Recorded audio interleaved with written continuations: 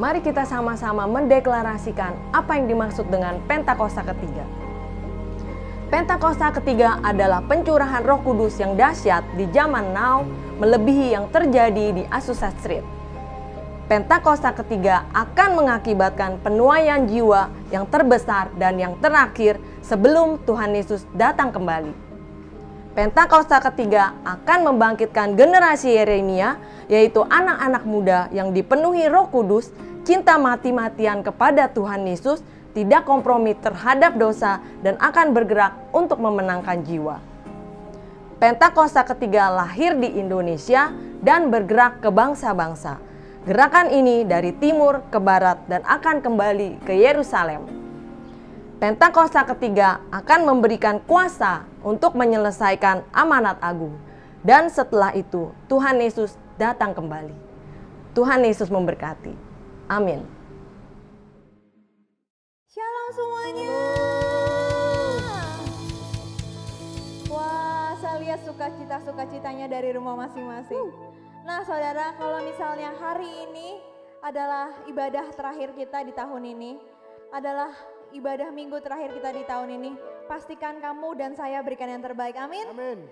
Bilang ke keluargamu, bilang ke kanan kirimu, bilang yang semangat. Kita mau memuji menyembah Allah kita dengan sukacita, dengan segenap jiwa, tenaga, segenap akal budi kita, segenap hidup kita mau kasih buat Tuhan hari ini, amin? Yuk kita mau sama-sama nyanyi lagu ini yuk.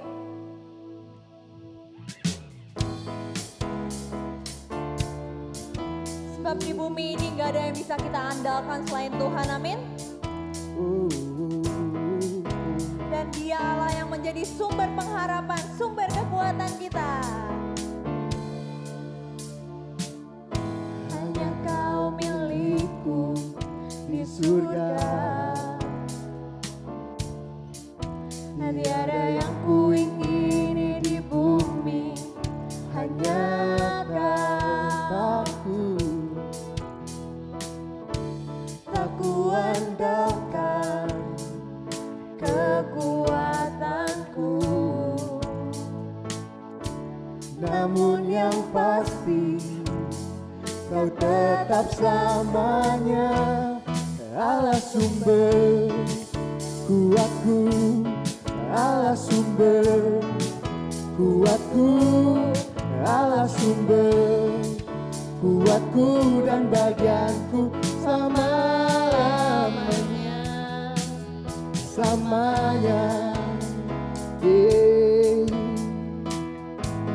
Sekali lagi kita ulangin lagu ini. Hanya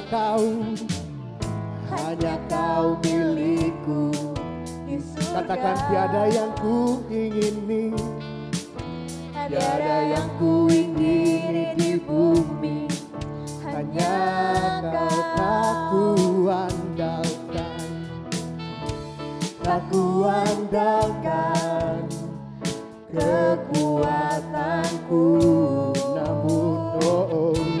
Namun yang pasti Kau tetap selamanya Allah sumber kuatku, Allah sumber kuatku, Allah sumber kuatku dan bagianku selamanya.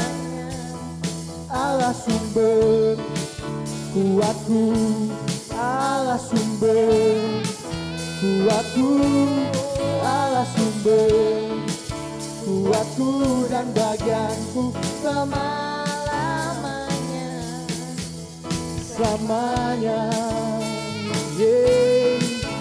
Yang di rumah boleh bersorak-sorai dan bertepuk tangan buat Tuhan kita. Boleh sorakan haleluya. Katakan tak ku andalkan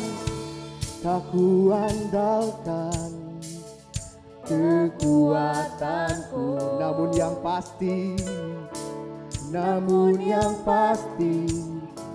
Kau tetap selalu. Sekali lagi katakan tak ku andalkan kekuatanku, namun yang pasti Kau tetap selamanya.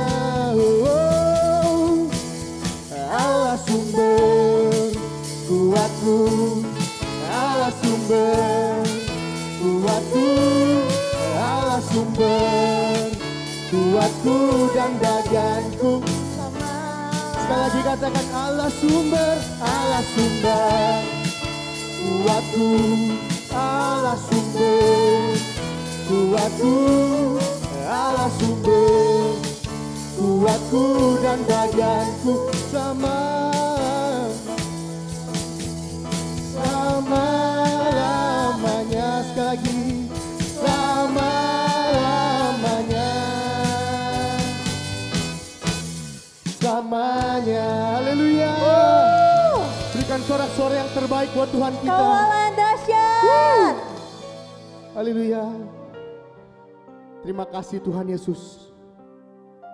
Pada minggu pagi ini kami mengucap syukur Tuhan.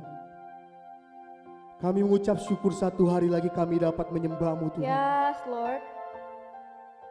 Bapak, kami mau bilang Tuhan tiada Allah lain yang kami sembah Tuhan. Mari saudara yang di rumah boleh sembah Tuhan kita. Boleh kita naikkan pujian yang terbaik. Oh, terima kasih Tuhan. Kami mau bilang Tuhan, kami hanya mau diam di hadirat-Mu Tuhan. Kami hanya mau sujud di altar-Mu Tuhan. Biar saat kami sujud di altar-Mu Tuhan, hanya Engkau yang kami tinggikan. Kami muliakan Engkau. Terima kasih Tuhan. Kami mau Terima kasih Tuhan. bersamamu. Haleluya. Kami mau memuji-Mu. Biar Kau yang penuhi setiap hati kami Tuhan. Penuhi hatiku dengan hadir-Mu Tuhan. Dengan hadir-Mu ku rindu memandang-Mu. Ku rindu memandang wajah-Mu oh Tuhan. Di dalam kekudusan-Mu bawa kami Tuhan, bawaku dekat dalam hati-Mu, dalam hati-Mu. Kami rindu Bapa, ku rindu mendengar suara-Mu oh Tuhan. Di tempat kudus-Mu sekarang kami mau rasakan oh, ku rasakan kasih-Mu dan indahnya kekudusan-Mu, penuhi dengan kasih-Mu. Diam di hadir. Mari saudara angkat tanganmu. Ku mengangkat tanganku dan ku bersyukur menyembah-Mu, penuhi dengan kasih-Mu. Diam di hadirat-Mu. Oh, kami mau diam di altar-Mu Tuhan.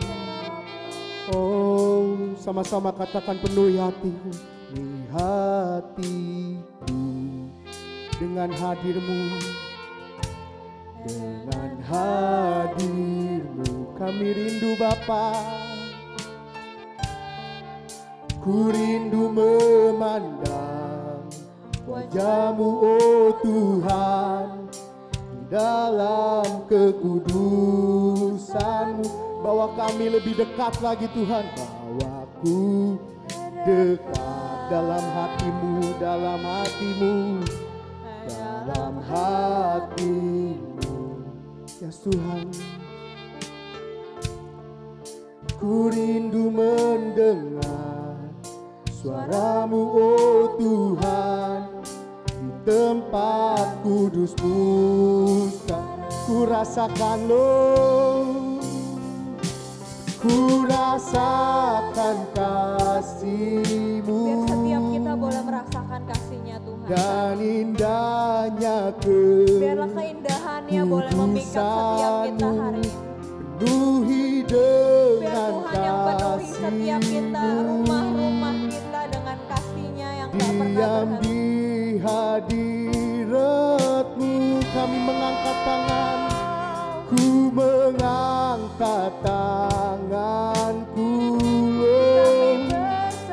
dan ku bersyukur menyembahmu, penuhi dengan kasih-Mu. Diam di hadir, haleluya, ku rasakan kasih dan indahnya kekudusan-Mu, penuhi dengan kasih. Kami mau diam Tuhan, diam di hadirat-Mu. Ku mengangkat tanganku dan ku bersyukur menyembahmu, penuhi dengan kasih-Mu.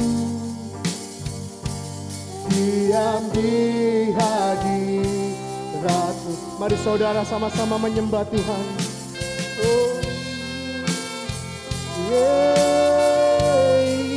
Kami sembah. Biar namamu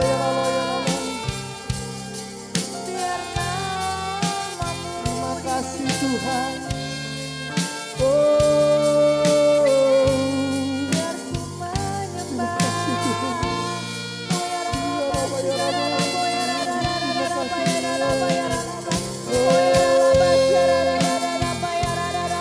haleluya.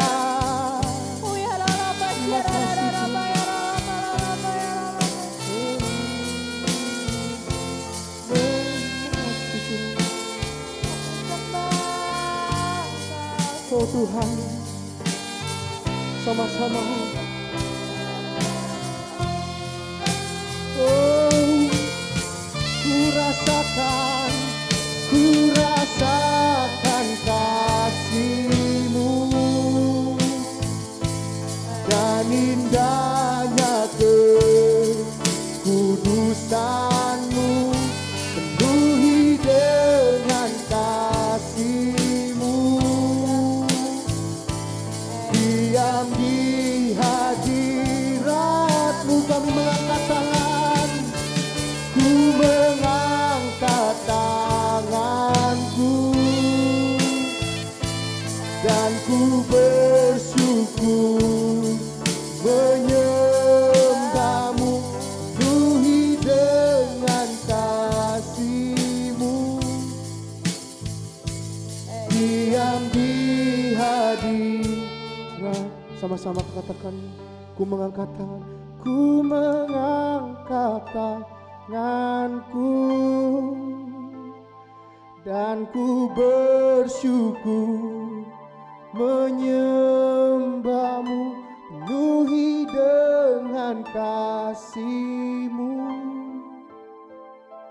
Diam di hadirat-Mu.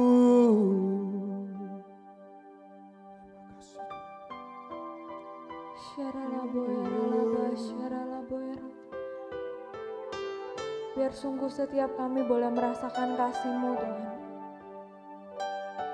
Dimanapun kami berada, apapun keadaan kami, apapun kondisi kami saat ini, biar kami boleh tetap ngerasain kasih-Mu.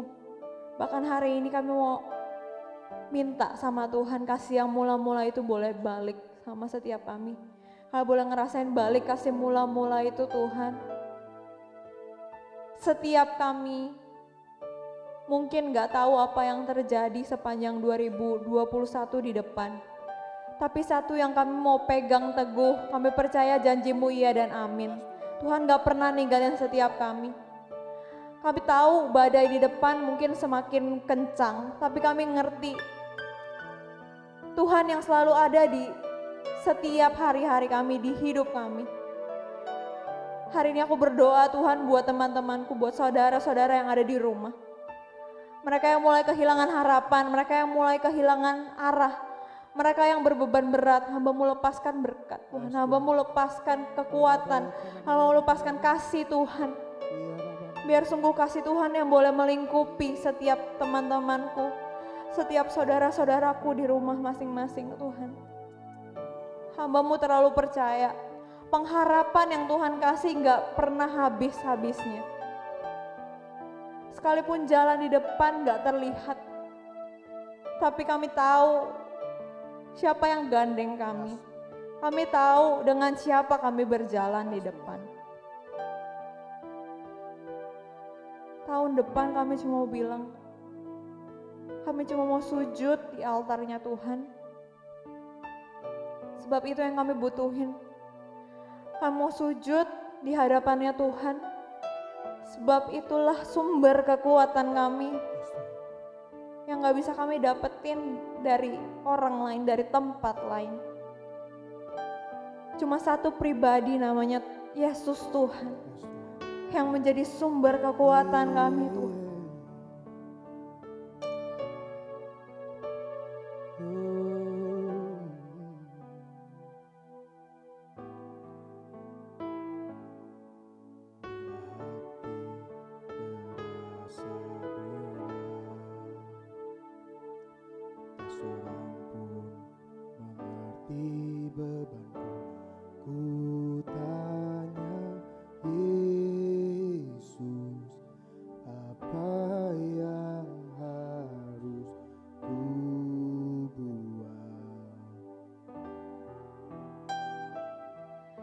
Berfirman, mari datanglah.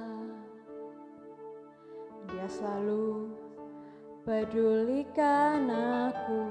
Ku datang Yesus, Dia pikul segala bebanku. Sujud di altarnya, ku bawa hidupku, ku terima anugerahnya. Dia ampuniku dan bebaskanku. Dia ubah hidupku, barui hatiku.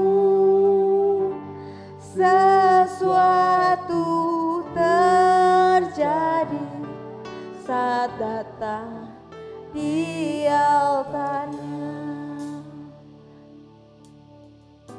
Mari sama-sama kita mau merenungkan kebaikan Tuhan. Pada saat kita datang, Tuhan gak pernah lalai terhadap kita. Pada saat kita tanya sama Tuhan apa yang harus kita buat, dan Dia jawab setiap kita.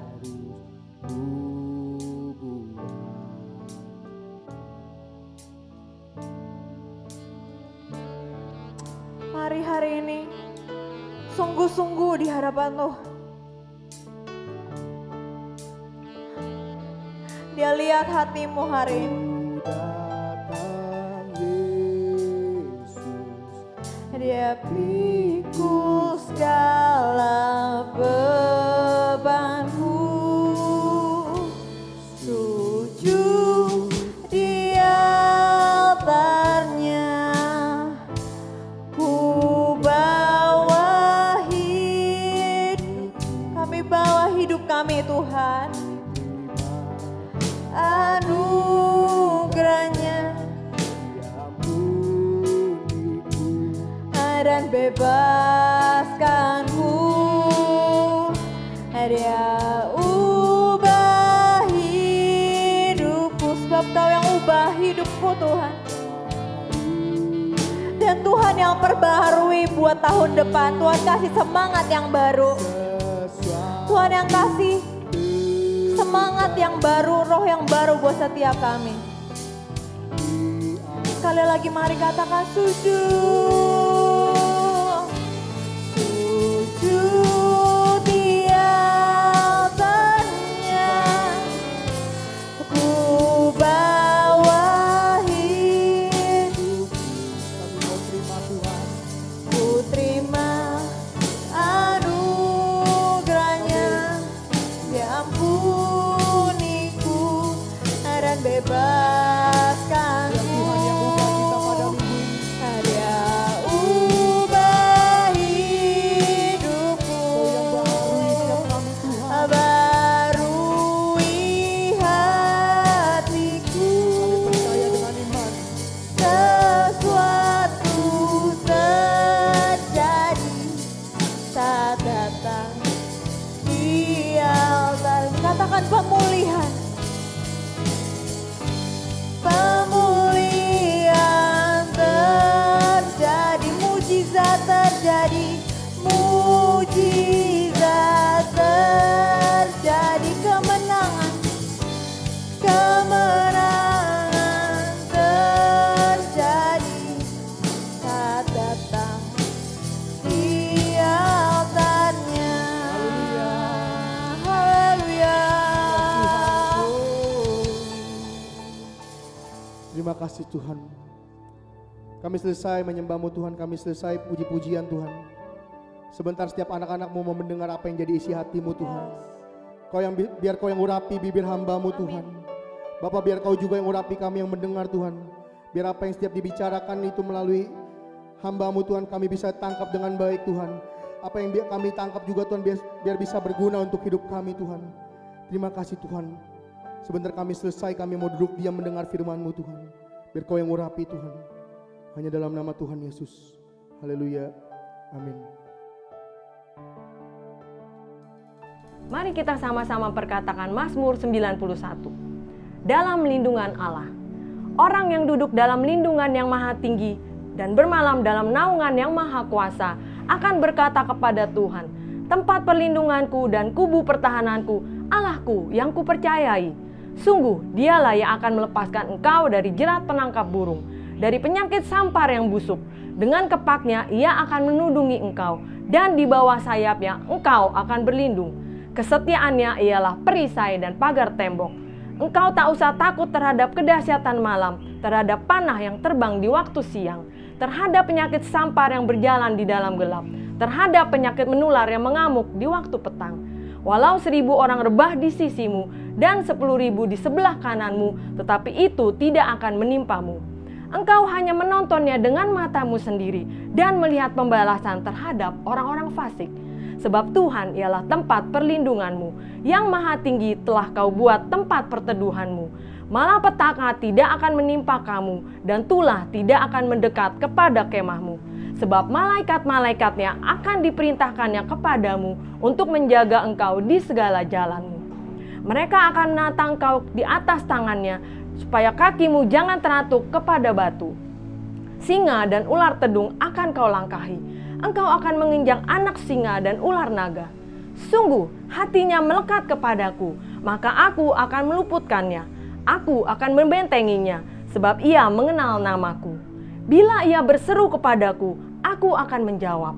Aku akan menyertai dia dalam kesesakan. Aku akan meluputkannya dan memuliakannya. Dengan panjang umur akan kukenyangkan dia, dan akan kuperlihatkan kepadanya keselamatan daripadaku. Amin.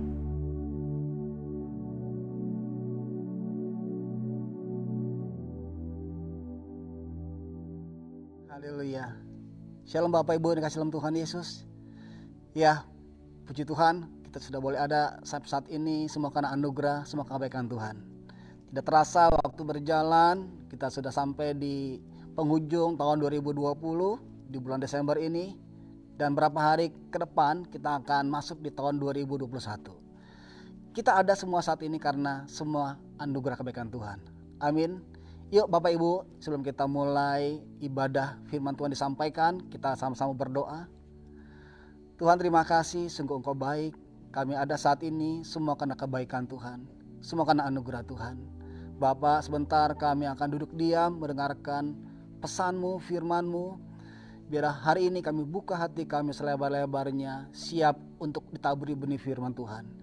Dan biarlah benih firman Tuhan berakar, bertumbuh dan boleh berbuah lagi depan setiap kami yang boleh muliakan nama-Mu Tuhan. Terima kasih Bapa, urapi hamba-Mu Tuhan yang akan menyampaikan firman-Mu dalam nama Tuhan Yesus. Haleluya. Amin. Ya Bapak Ibu, di bulan Desember ini Tuhan memberikan setiap kita suatu tema yang luar biasa yang kembali mengingatkan ke setiap kita, yaitu Amazing Grace.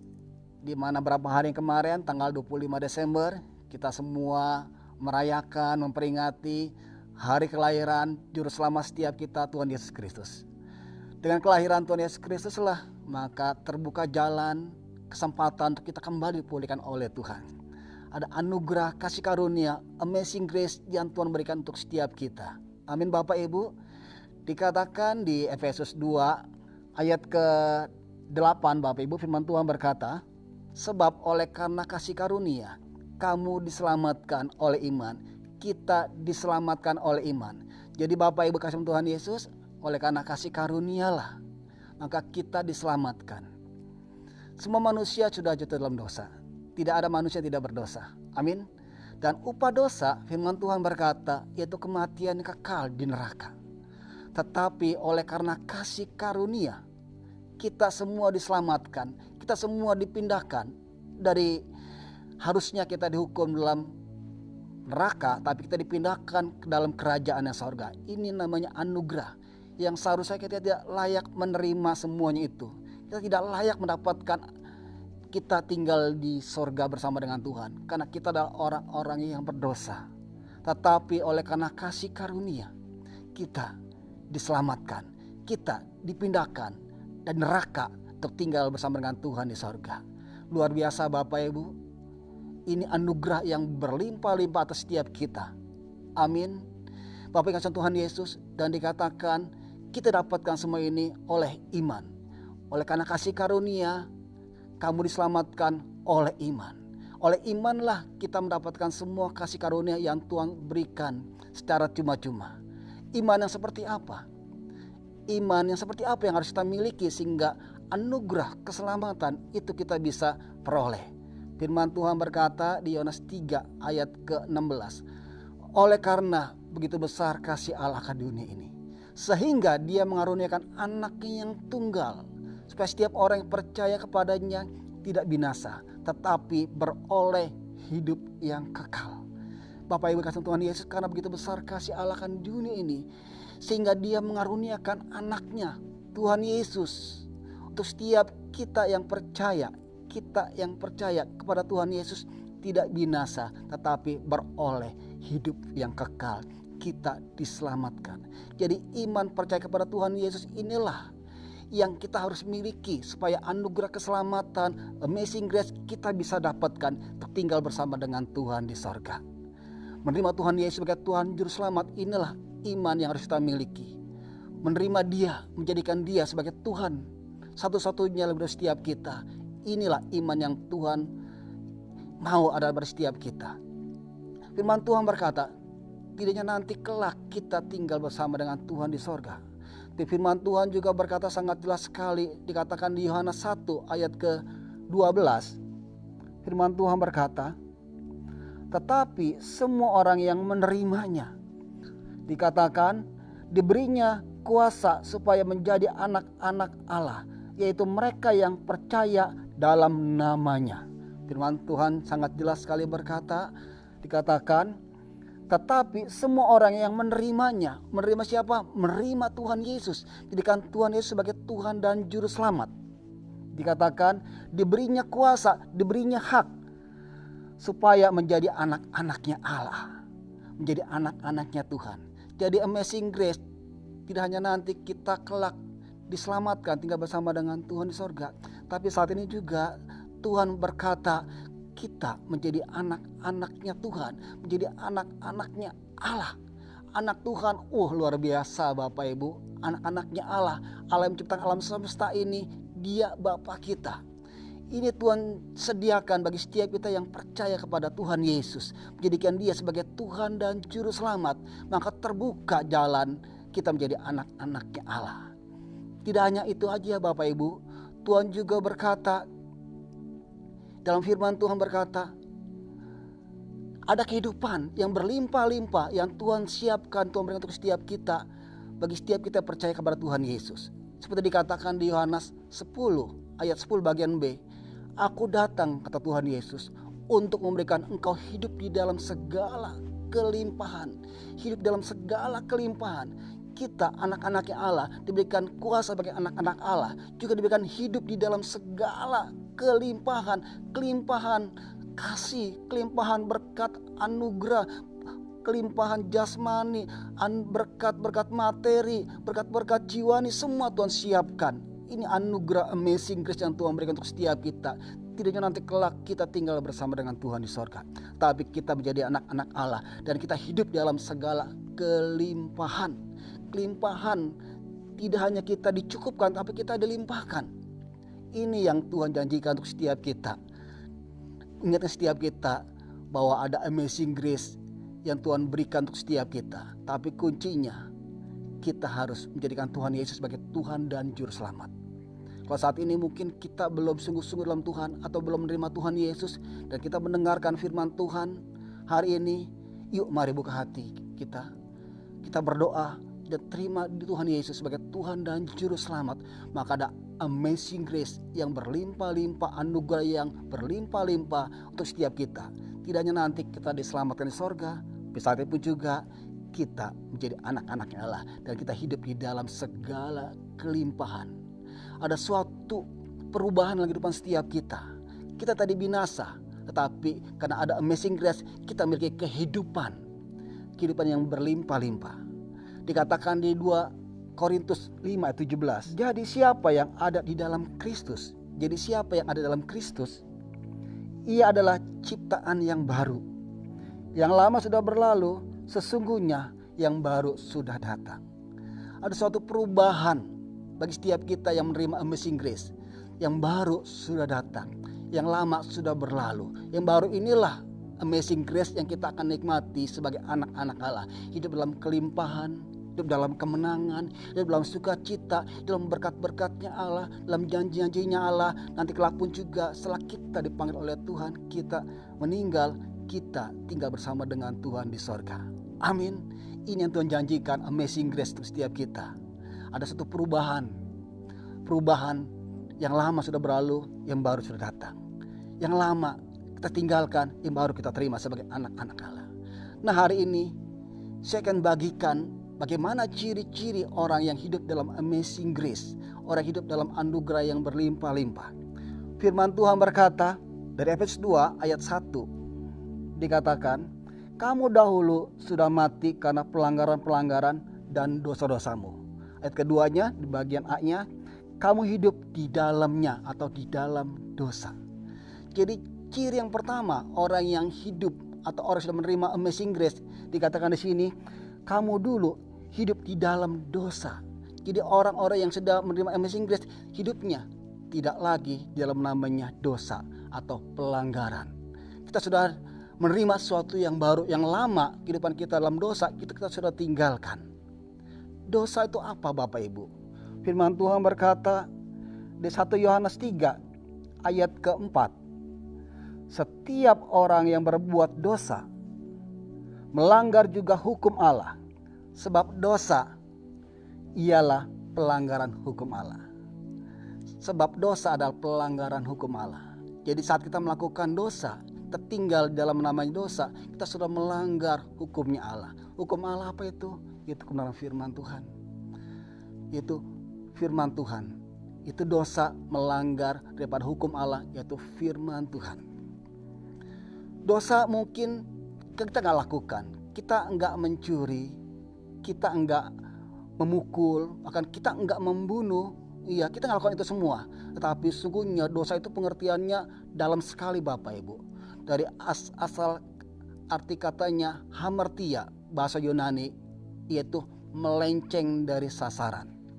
Hamartia dari asal akar katanya, hamartia dari bahasa Yunani itu melenceng dari sasarannya.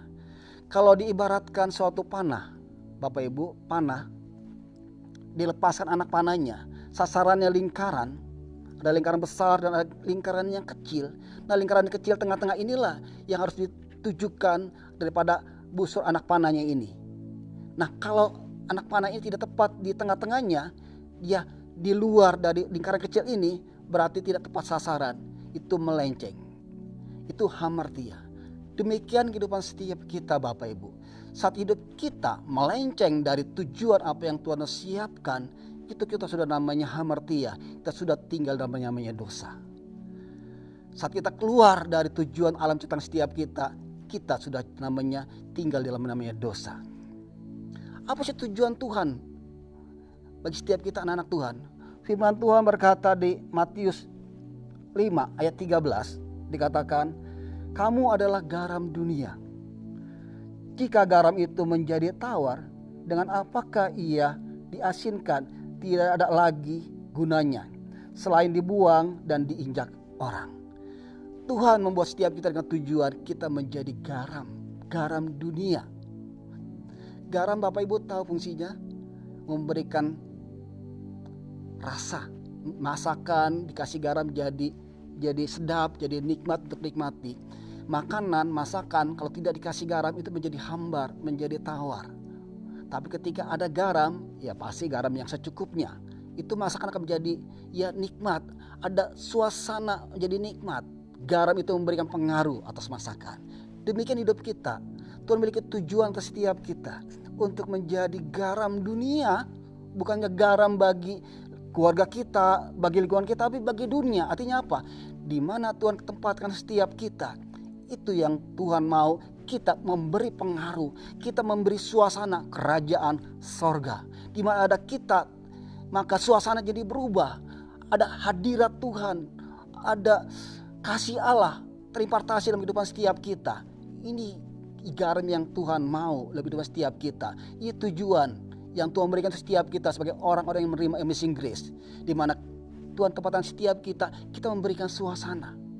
Orang tadi yang mungkin dalam ketakutan, ketika kita ada hadir, kita memberikan semangat, kita memberikan kekuatan, ya orang tersebut dipulihkan, dibangkitkan. Ketika kita ada kita, suasana jadi berubah. Itu garam, itu yang Tuhan mau setiap kita. Dikatakan juga di ayat 14 dari Matius 5, kamu adalah terang dunia. Kita adalah terang Bapak Ibu. Nah ketika ada terang maka kegelapan akan menyingkir.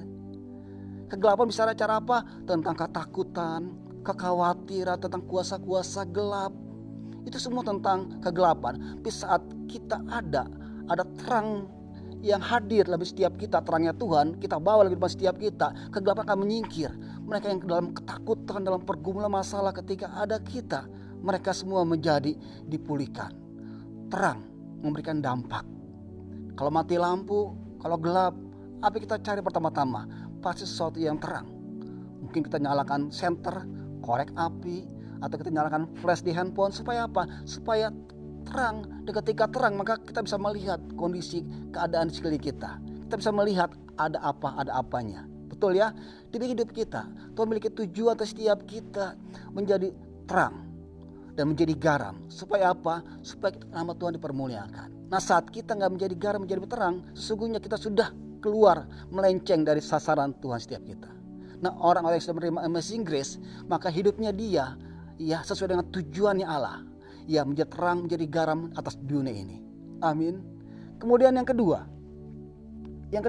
dari Efesus 2 ayat kedua bagian B-nya dikatakan, kamu hidup di dalamnya, dalam dosa, kamu mengikuti jalan dunia ini.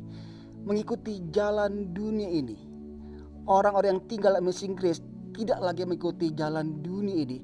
Jalan dunia ini firman Tuhan berkata dari terjemahan sederhana Indonesia dikatakan mengikuti kebiasaan-kebiasaan jahat dunia ini. Jadi jalan dunia ini kebiasaan-kebiasaan jahat.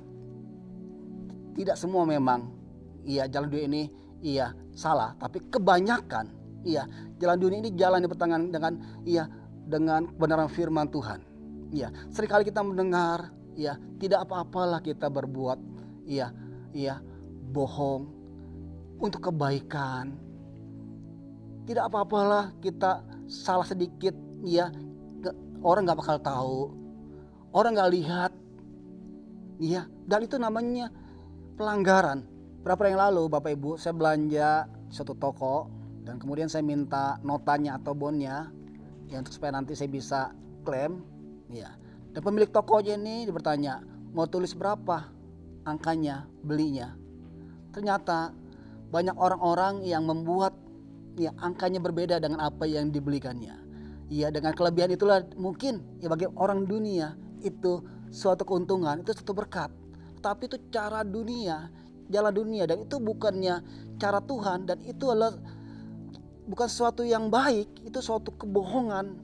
Ya, berkatalah, tulislah apa yang harusnya kita tulis, kita perkatakan. Misal kita belanja 10.000, ya tulis 10.000. Kalau kita tulis 15.000, ya mungkin kita dapat 5.000. Tapi itu cara dunia, mendapatkan berkat dengan cara dunia. Dan itu bukannya caranya Tuhan. Tuhan punya cara yang baik untuk setiap kita. Amin. Kitab Amsal berkata, 14 ayat 12. Ada jalan yang disangka orang lurus, tetapi ujungnya menuju maut. Kita pikir ini baik, tapi ujungnya kebinasaan. Kita pikir kita berkat, tapi itu bukan berkat yang daripada Tuhan. Itu berkat daripada kegelapan. Itu cara si iblis. Nah, orang yang tinggal Amazing Grace, hidupnya nggak lagi mengikuti ya cara-cara dunia. Cara-cara dunia yang jahat. Tapi hidupnya mengikuti caranya Tuhan.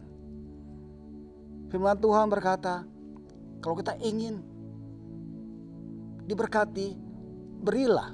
Engkau akan diberi serta takaran dipadatkan yang berlimpah-limpah. Kita ingin kita diberkati, cara dunia bilang kita harus pelit. Iya, kita harus hemat-hemat. Tapi tidak demikian dengan cara Tuhan. Kita disuruh marah memberi, menabur. Kalau kau ingin dihargai oleh orang, kau harus pandai, engkau harus pintar, engkau harus kaya. Itu cara dunia. Makanya karena itulah orang banyak yang fokusnya, ya tujuannya mencari kekayaan, mencari kepandaian, mencari kepintaran. Untuk apa? Supaya dihargai oleh orang. Tapi tidak demikian dengan Tuhan. Kalau kita ingin dihargai, ya jadilah pelaku-pelaku firman Tuhan. Hiduplah dalam benar firman Tuhan. Amin. Jangan pikir ini jalannya benar, tapi cara dunia adalah kebinasaan. Hiduplah jalan-jalan Tuhan, maka kekekalan, kehidupan dan berkat Tuhan kita bisa dapatkan. Amin. Kemudian yang ketiga. Yang ketiga Bapak Ibu, ciri-ciri orang hidup dalam Amazing Grace. Dikatakan di Efesus 2 ayat ke-2 di bagian yang terakhir, karena kamu mentaati penguasa kerajaan angkasa, yaitu roh yang sekarang sedang bekerja di antara orang-orang durhaka. Jadi yang ketiga Bapak Ibu, orang yang hidup dalam Amazing Grace tidak lagi mengikuti daripada penguasa-penguasa di udara, roh-roh jahat yang berkuasa atas roh-roh orang durhaka. Orang durhaka apa? Terjemahan lainnya, terjemahan Sederhana Indonesia berkata, orang yang tidak mau taat kepada Allah. Ini orang durhaka. Orang durhaka inilah orang yang hidupnya mau mengikuti daripada penguasa-penguasa di udara. Firman Tuhan berkata di Efesus 6 ayat ke-12, karena perjuangan kita bukan melawan darah dan daging. Jadi musuh kita sungguhnya bukan darah dan daging, bukannya pasangan kita, suami kita atau istri kita atau teman kita atau saingan bisnis kita, bukan darah daging, tetapi dikatakan melawan pemerintah-pemerintah, melawan penguasa-penguasa, melawan penghulu-penghulu dunia yang gelap ini, melawan roh-roh jahat di udara.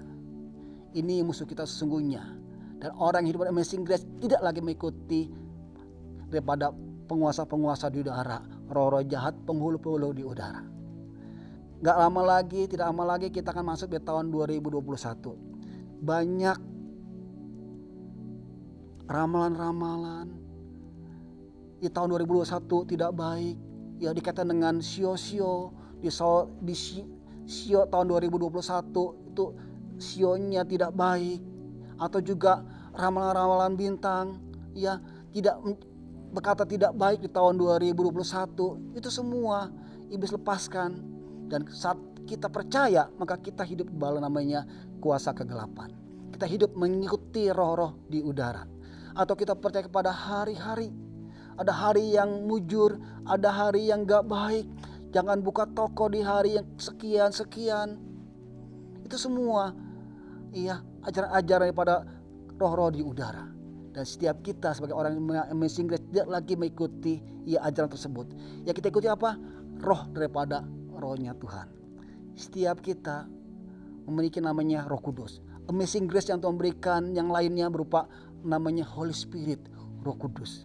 Roh Kudus ini akan menuntun setiap kita untuk kita berjalan dalam kebenaran-kebenaran firman Tuhan kepada pengenapan daripada janjinya Tuhan. Roh Kudus akan menghibur setiap kita. Kita sedang lemah, kita sedang jatuh, kita sudah punya masalah. Ada Roh Kudus yang menguatkan setiap kita. Ada Roh Kudus yang akan menuntun setiap kita. Yang Dia akan berkata kepada setiap kita, percaya, tangan Tuhan akan menolong engkau. Percaya, masalah persoalanmu tidak pernah melebihi kekuatanmu. Roh Kudus akan mengingatkan setiap kita akan janji-janjinya Tuhan. Bukan roh penguasa di udara. Penguasa di udara itu membuat kita ketakutan. Dikatakan di Yohanes 10 ayat ke-10 bagian A. Iblis datang untuk mencuri, membunuh, dan membinasakan. Jikalau dia datang, dicuri dari kita. Dicuri sukacita kita. Akhirnya kita ketakutan. Kita jadi cemas, kita jadi khawatir, kita stres, akhirnya kita binasa. Tapi Tuhan datang untuk kita hidup dalam segala kemenangan, dalam segala kelimpahan. Ada suatu pertumbuhan di dalam Tuhan, ada suatu berkat-berkat yang mengalir setiap kita. Orang hidup dalam Amazing Grace tidak lagi mengikuti daripada ajaran penguasa-penguasa di udara atau roh-roh atau ramalan-ramalan atau apapun juga. Percaya kepada Tuhan bahwa rancangan Tuhan dan rancangan damai sejahtera, rancangan sukacita, hidup berkemenangan, berkelimpahan. Carilah dahulu kerajaan Allah, maka semua akan tambahkan kepadamu. Kita harus cari, fokuskan kepada tuntunan Tuhan, pada Roh Kudusnya Tuhan, maka Dia akan bawa setiap kita hidup dalam segala kelimpahannya Tuhan. Amin. Jadi yang ketiga, Bapak Ibu kasih Tuhan Yesus, orang yang ciri-cirinya hidup dalam Amazing Grace, hidupnya gak lagi di bawah kuasa-kuasa roh-roh di udara. Gak lagi percaya dengan ramalan, gak lagi percaya dengan bintang-bintang, dengan lagi perkataan-perkataan orang-orang pandai, tapi dia hanya percaya kepada perkataannya Tuhan. Percaya kepada firman-Nya Tuhan. Percaya kepada janjinya Tuhan. Amin. Janji Tuhan iya dan amin. Sebab Dia sudah memberikan anaknya yang tunggal, Tuhan Yesus, supaya kita percaya kepadanya tidak binasa, tetapi beroleh hidup yang kekal. Amin. Kemudian yang keempat Bapak Ibu, yang terakhir, ciri-ciri orang yang hidup dalam Amazing Grace. Yang keempat, dari Efesus 2 ayat ketiga dikatakan Bapak Ibu, sebenarnya dahulu kami, kata Paulus, dahulu kami semua juga terhitung di antara mereka ketika kami hidup di dalam hawa nafsu daging dan menuruti kehendak daging dan pikiran kami yang jahat. Pada dasarnya kami adalah orang-orang yang harus dimurkai. Jadi ketika kita hidup dalam hawa nafsu, kita adalah orang yang dimurkai, sama seperti mereka yang lainnya. Jadi yang keempat Bapak Ibu, ciri yang keempat, orang yang tinggal dalam Amazing Grace hidupnya tidak lagi dikuasai oleh hawa nafsu atau kedaging atau pikiran-pikiran yang jahat. Itu semua perbuatan dimurkai oleh Allah. Bukan Amazing kita dapat, tapi murkanya Allah. Jadi orang yang hidup dalam Amazing Grace tidak lagi hidupnya dikuasai oleh hawa nafsu atau kedagingan. Firman Tuhan berkata Bapak Ibu di Galatia 5 ayat ke-17, sebab keinginan daging berlawanan dengan keinginan roh atau keinginan Tuhan.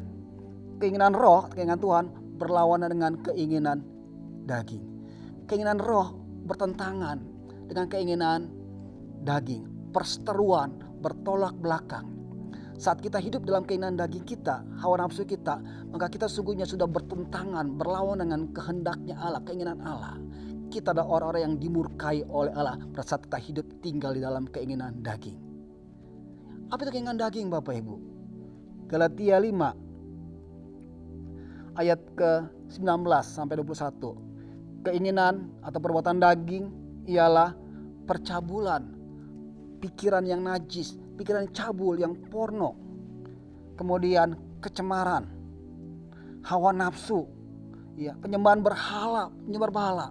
Mungkin kita nggak menyembah berhala, menyembah patung atau menyembah pohon, tapi sungguh pada saat kita sudah menduakan Tuhan atau tidak menomorsatukan Tuhan, sesungguhnya kita sudah menyembah berhala. Mungkin kita fokus kita saat ini, atau mungkin kita terus hanya kepada pekerjaan kita, sehingga tidak ada waktu kita untuk kita bersekutu dengan Tuhan. Tidak ada waktu untuk kita berdoa, tidak ada waktu untuk kita membaca firman Tuhan, kita sibuk dengan pekerjaan kita atau hobi-hobi kita atau yang lainnya, itu sungguhnya kita sudah hidup dalam penyembahan berhala, dan itu namanya kedagingan, dan itu merupakan perseteruan dengan Allah. Kemudian berikutnya, sihir, perseteruan, perselisihan, iri hati kita iri dengan seseorang, kok dia bisa sukses, kok dia bisa berhasil. Kemudian mulailah pikiran-pikiran yang buruk mulai timbul. Oh, dia berhasil karena dia berbuatnya tidak baik. Dia pakai cara-cara yang tidak benar, cara-cara yang tidak sesuai dengan firman Tuhan. Mulailah dipenuhi orang iri hati. Kemudian dikatakan amarah yang tidak bisa dikendalikan, amarah tidak bisa dikontrol. Itu pun juga keinginan daging. Bukan berarti kita nggak boleh marah. Ya, kita boleh marah, tapi janganlah amarah kita menguasai setiap kita. Sebab kita dikuasai amarah, kita pasti berbuat negatif. Tapi kalau saat kita marah, kita bisa mengontrolnya, maka itu adalah suatu yang baik. Tapi kalau amarah itu tidak bisa kita kontrol, itu keinginan daging. Kemudian berikutnya, kepentingan diri sendiri. Semuanya untuk diri sendiri. Semua pengen orang melihat dirinya, pengen dibanggakan, pengen diagungkan, pengen dihormati. Ketika dia datang dalam suatu komunitas, semua orang pengennya melihat kepada dia, ingin disanjung. Itu keinginan daging, ingin dihormati. Ketika orang gak menghormati, ketika orang gak menyapa, atau orang gak memanggil dia, dia marah. Itu kepentingan diri sendiri. Kemudian pencederaan, roh pemecah, kedengkian, kemabukan, pesta pora dan sebagainya. Itu semua keinginan daging. Bapak Ibu kasih Tuhan Yesus, dan saat kita hidup dalam keinginan daging, sesungguhnya kita sudah menjadi lawannya Tuhan. Kita sudah dimurkai oleh Tuhan. Bukan yang miskin kita dapatkan, tetapi kita mendapatkan mukanya Tuhan. Nah, bagaimana caranya untuk kita tidak lagi hidup di dalam keinginan daging? Barang siapa menjadi milik Kristus, barang siapa menjadi milik Kristus, ia telah menyalibkan dagingnya dengan segala hawa nafsu dan keinginannya. Jadi barang siapa menjadi milik Kristus, setiap kita yang percaya kepada Tuhan Yesus, jadikan dia, Tuhan Yesus sebagai Tuhan dan Selamat, kita adalah milik Kristus. Dan yang milik Kristus, dia akan menyalibkan keinginan dagingnya dengan segala hawa nafsunya. Jadi orang yang dimiliki Kristus, dia akan menyalibkan semuanya, keinginan dagingnya, hawa nafsunya, dan hidupnya dituntun oleh rohnya Tuhan. Kedagingan, hawa nafsu gak lagi berkuasa atas hidupnya, tapi rohnya Tuhan yang akan menuntun, memimpin dia untuk dia menghasilkan namanya buah roh. Ketika orang hidup dalam daging, maka dia menghasilkan kedagingan, kebinasaan. Tapi ketika orang hidup di dalam roh, maka dia menghasilkan namanya buah roh. Ada kasih, ada sukacita, ada damai sejahtera, ada kesetiaan, ada penguasaan diri, dan sebagainya Bapak Ibu. Dan ini yang orang-orang yang hidup dalam Amazing Grace akan menghasilkan namanya buah roh. Nah Bapak Ibu Tuhan Yesus, 4 hal inilah ciri-ciri yang kita mesti juga koreksi atas setiap kita. Kalau kita tinggal dalam Amazing Grace, maka hidup kita yang pertama tidak lagi tinggal namanya dosa. Kita hidup berjalan seperti apa yang Tuhan sudah tetapkan. Kita tahu tujuan Tuhan untuk setiap kita, menjadi terang, menjadi garam. Kemudian yang kedua, hidup kita tidak lagi dituntun oleh ajaran-ajaran dunia ini yang menyesatkan, yang berbuat jahat. Tapi hidup kita dituntun oleh ajaran-ajarannya Tuhan. Kita hidup dituntun oleh tuntunan daripada Roh Kudus. Kemudian yang ketiga, hidup kita tidak lagi dikuasai oleh penguasa-penguasa di udara atau roh-roh di udara, tapi hidup kita di bawah tuntunan daripada Roh Kudus, rohnya Allah. Kita percaya Roh Kudus untuk setiap kita, untuk kita menerima semua berkat anugerah terbaik atas setiap kita. Amin. Kemudian yang keempat, kita hidup tidak lagi dikuasai oleh hawa nafsu atau dagingan, tapi hidup kita dipenuhi oleh Roh Kudus dan kita menghasilkan namanya buah roh. Dan hidup kita menjadi berkat bagi banyak orang, dan semua memuliakan nama Tuhan. Amin. Ya, puji Tuhan Bapak Ibu. Ya, mari kita tundukkan kepala, kita berdoa. Mari kita koreksi kehidupan kita saat ini. Kalau kita sudah menerima Amazing Grace, mari kita koreksi kehidupan setiap kita. Apakah 4 hal ini tidak kita lakukan lagi? Kita sudah tinggalkan dan kita hidup jadi manusia yang baru, hidup kita tidak lagi dikuasai oleh dosa. Hidup kita tidak lagi menuruti cara-cara dunia atau jalan-jalan dunia. Dan hidup kita tidak lagi dikuasai oleh penguasaan di udara. Dan hidup kita tidak lagi dikuasai oleh hawa nafsu kedagingan. Mari kita koreksi. Dan kalau kita mungkin belum semuanya kita lepaskan, yuk hari ini kita berdoa sungguh-sungguh. Kita mau tinggalkan itu semuanya. Itu adalah kehidupan yang lama. Itu manusia yang lama. Yuk kita berdoa sama Tuhan, minta ampun sama Tuhan. Kita bertobat sama Tuhan dan kita mulai hidup yang baru. Hidup dipenuhi oleh rohnya Tuhan. Hidup dipenuhi oleh berkat-berkatnya Allah. Amazing grace, tidak hanya nanti kelak kita tinggal bersama Tuhan di sorga. Tetapi saat itu juga kita menjadi anak Allah. Hidup dalam kelimpahan, kemenangan, sukacita bersama dengan Tuhan. Terima kasih Tuhan, berkati anak-anak-Mu Tuhan. Di mana mereka boleh berada Tuhan. Biar amazing grace mereka terima berlimpah-limpah Tuhan. Dan kehidupan mereka menjadi kehidupan yang baru.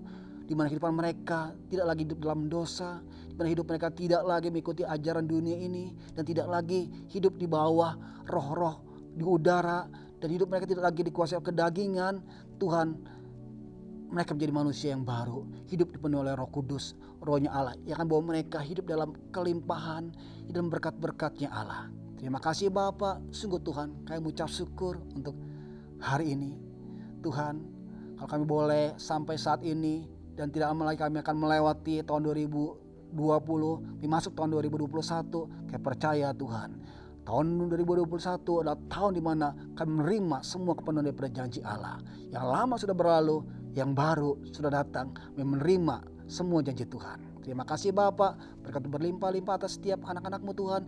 Roh Kudus tuntun pimpin setiap anak-anak-Mu untuk mereka berjalan di hari-hari ke depan, masuk tahun 2021, bahkan selama hidup mereka hidup dalam berkat dan kepenuhan daripada janji-janjinya Tuhan. Terima kasih Bapa, aku menyatakan firman-Mu hati setiap anak-anak-Mu dalam nama Tuhan Yesus. Haleluya. Amin.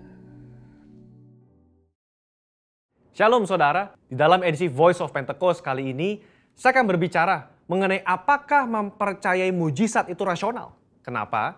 Karena sebagian orang Kristen menganggap orang Pentakosta tidak rasional ketika mempercayai mujizat, karunia roh, suara Tuhan, dan juga nubuatan serta hal supernatural lainnya.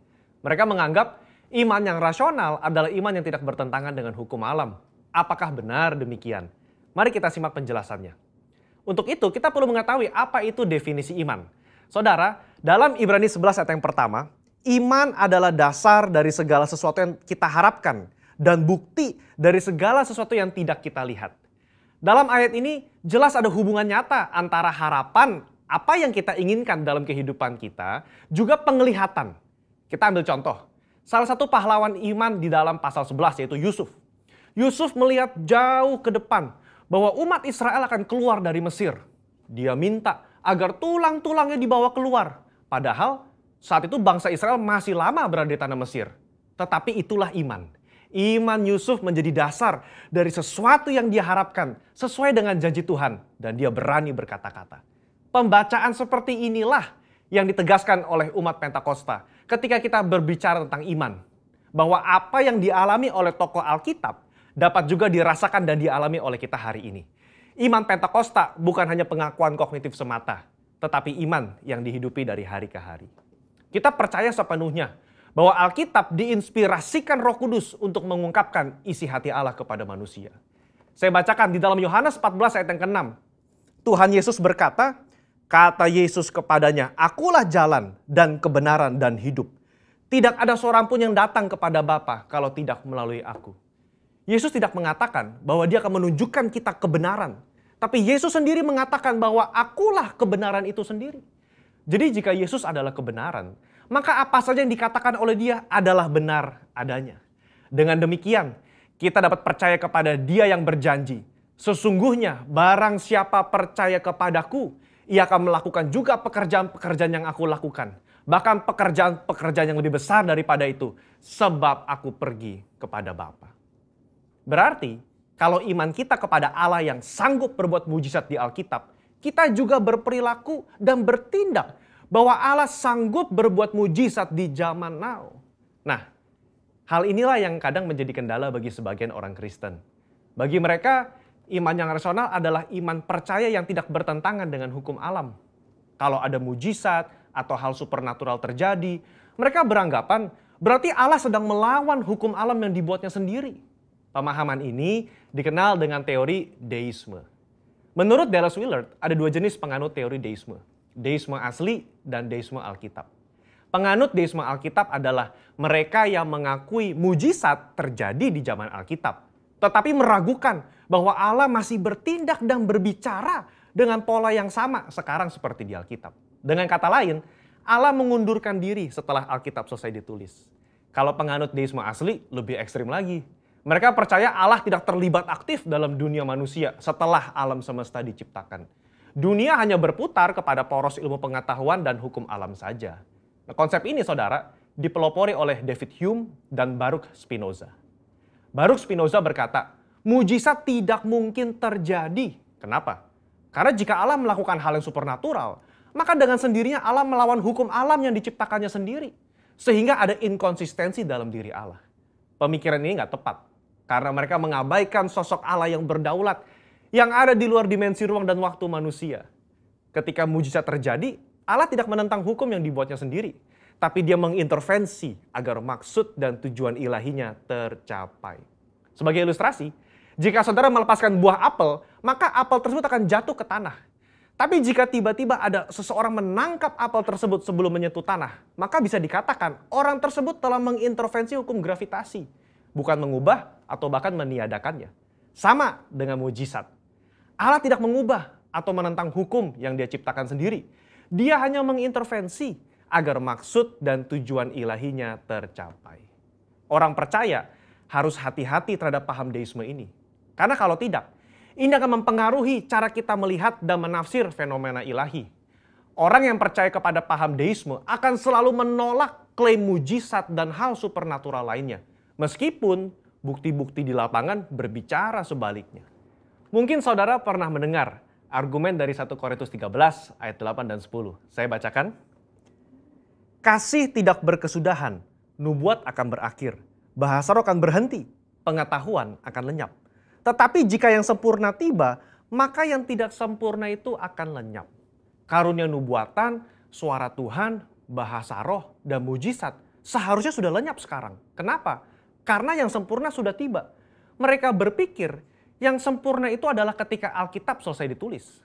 Padahal kalau dilihat dari konteks tulisan Paulus secara menyeluruh, banyak teolog dan gereja mengafirmasi bahwa yang dimaksud dengan sempurna itu adalah kedatangan Yesus kali yang kedua untuk menjemput umatnya. Ketika kita sudah berada di sorga, nubuat sudah tidak perlu, mujizat sudah tidak perlu, karena kita sudah berjumpa dengan Yesus. Saudara, kalau saya boleh rangkum, maka mempercayai mujizat adalah ekspresi dari iman yang rasional. Iman yang rasional itu melibatkan logika, otoritas firman, dan pengalaman rohani. Apa yang Roh Kudus katakan kepada saudara lewat firman-Nya, itulah yang kita hidupi dan perkatakan. Kalau Yesus yang kita sembah memberikan begitu banyak contoh dalam pelayanannya dengan mujizat, mari kita melayani dengan semangat dan percaya bahwa Roh Kudus-Nya akan meneguhkan pelayanan kita semua dengan tanda dan mujizat. Haleluya. Saudara, untuk penjelasan lebih lengkapnya dari tim teologi kami, jangan lupa buka link yang ada di atas atau scan QR Code yang tersedia. Tuhan Yesus memberkati. Amin.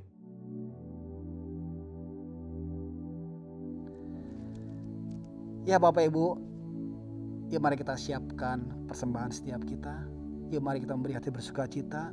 Yuk mari kita berdoa, nanti setelah itu Bapak Ibu bisa memberikan persembahan. Ya, lewat rekening yang sudah dibagikan. Ya, bisa melalui transfer atau bisa melalui juga scan QR Code yang ada di layar TV Bapak Ibu. Yuk mari kita berdoa. Tuhan terima kasih, Engkau sungguh baik Tuhan. Sebentar anak-anak-Mu Tuhan akan memberikan persembahan. Tuhan berkati anak-anak-Mu Tuhan. Berkati persembahan setiap anak-anak-Mu Tuhan. Dan berkat-berkat Tuhan melimpah-limpah atas setiap anak-anak-Mu Tuhan. Terima kasih Bapa. Dalam nama Tuhan Yesus kami siap memberi. Haleluya. Amin.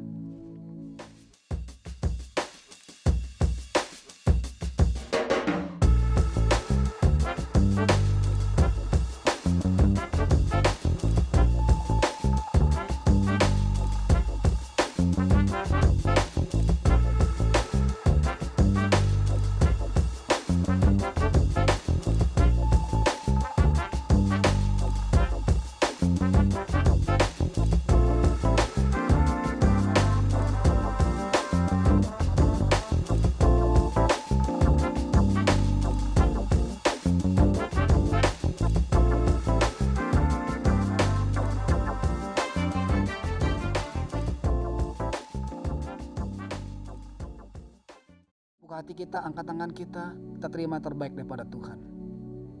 Biar kiranya berkat anugerah yang berlimpah-limpah, kasih yang sempurna, amazing grace yang Tuhan curahkan oleh Allah Bapa di surga dalam anaknya tunggal, terkasih, juru selamat setiap kami semua, Tuhan Yesus Kristus, dalam penghiburan, pertolongan, kekuatan Roh Kudus menyertai saudara semua. Hari ini sampai Maranatha, bahkan sampai selama-lamanya. Yang sudah menerima semuanya, mari bersama kita berkata, amin. Ya, Tuhan berkati saudara semua.